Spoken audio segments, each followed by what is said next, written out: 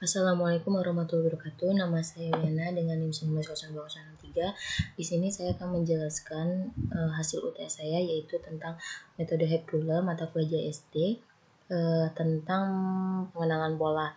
Nah, di sini saya polanya ada dua, yaitu yang satu, pola satu ada angka 6 berbentuk, bukan berbentuk sih, bisa kita lihat ya, seperti angka 6, bukan seperti memang angka 6. Lalu pada pola 2 ini angka 3. Jadi pola saya ada dua, yaitu pola 1 angka 6, pola 2-nya angka 3.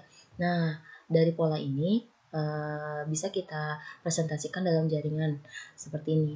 Nah, ini kan sebenarnya X1, X2, X3, X4, X5. Nah, kembali lagi ke sini, ini X6-nya. Jadi sampai sini adalah X25.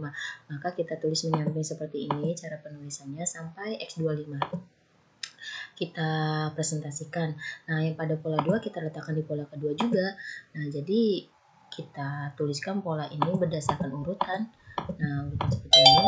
Nah, sampai ke 25 seperti itu. Nah, di sini targetnya udah diketahui, nilainya 1 dan 1, terus target ini biasnya udah diketahui 1 sama 1, dan targetnya 1 dan 1. Kenapa 1 dan 1? Karena bisa kita lihat pola 1 itu nilainya positif 1. Nah, kalau misalkan pola 2 itu akan bernilai dengan negatif 2. Nah, ini targetnya. Nanti pada hasil akhir tuh sama nggak sih dengan target gitu. Nah, bisa nggak sih mengenal pola dengan baik? Nah, oke, lanjut ke rumus pencarian bobot dan bias baru. Nah, di sini diketahui bobot awal dan bias awal tuh adalah 0 semua. Nah, rumusnya seperti apa? Seperti ini. Dimana X1 yang lama itu ditambah dengan perkalian X1 dengan target.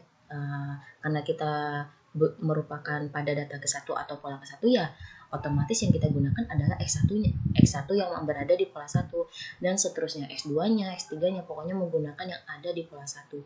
Nah, kita kan pola kita ini, nah ini pola 1 kita kan, ini pola 1 kita, ya berarti yang kita gunakan ya ini pada pola 1 gitu, dan target 1.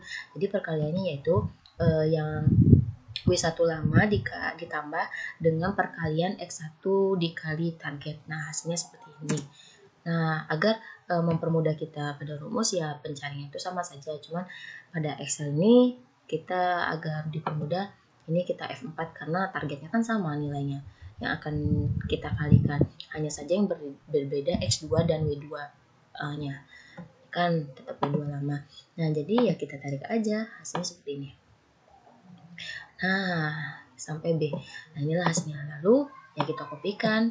Nah, ini tuh untuk pertanda di mana data yang kita baru dapetin pindahin ke sini, karena kita untuk selanjutnya mencari yang bobot bias baru, ya kita menggunakan W-nya yang baru yang didapat sebelumnya gitu kan. Nah, ini kan yang baru kita dapat sebelumnya, sedangkan ini dapatnya dari W1 yang lama, sedangkan kita mencari lagi ya harus dari yang sebelumnya kita dapat hasil bobotnya.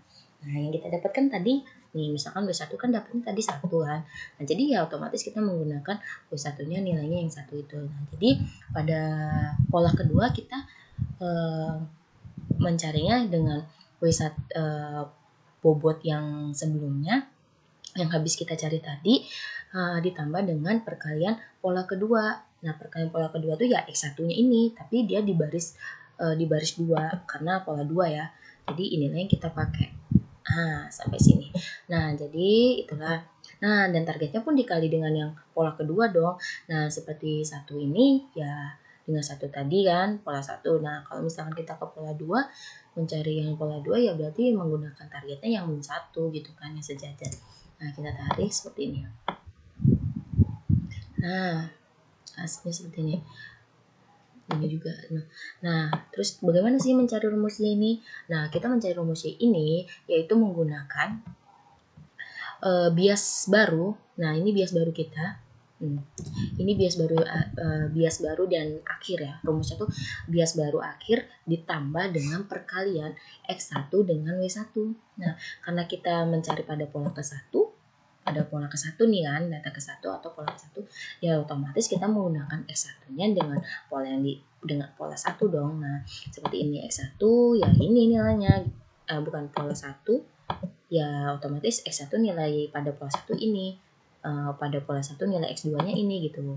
Seperti itu. Nah, itu pun dari yang bobot bias akhir tadi ditambah dengan perkalian X1 dengan bobot baru akhir. Inilah bobot baru akhir kita. Dia udah baru terus dia yang akhir gitu kan. Nah, baik kita iniin aja sih ya biar ada pertanda mungkin. Nah, seperti ini. Seperti ini. Nah, ini adalah bobot bias baru yang saya warnain kuning. Nah, jadi itulah caranya, sama saja tapi menggunakan X itu pada yang pola 2. Tadi kan pada pola 1. Nah, jadi inilah mendapatkan hasil min 6. Karena sebenarnya rumusnya sama aja, tinggal kita tarik sih. Nah, seperti itu. Nah, di sini F-nya itu jika Y-nya lebih dari sama dengan 1, maka nilainya 1. Lebih dari sama dengan 0 maka nilainya 1. Dan jika kurang dari 0 maka nilainya min 1. Nah, bisa kita lihat sesuai dengan target. Nah, F itu ternyata sesuai dengan target kita 1 dan min 1.